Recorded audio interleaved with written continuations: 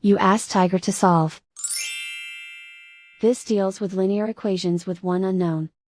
The final result is h=2. Let's solve it step by step. Simplify the expression. Expand the parentheses.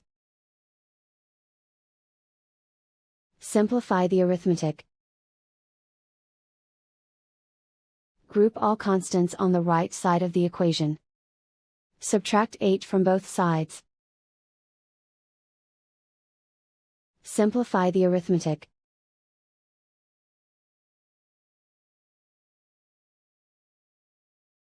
Isolate the h. Divide both sides by 4. Simplify the fraction. Find the greatest common factor of the numerator and denominator. Factor out and cancel the greatest common factor.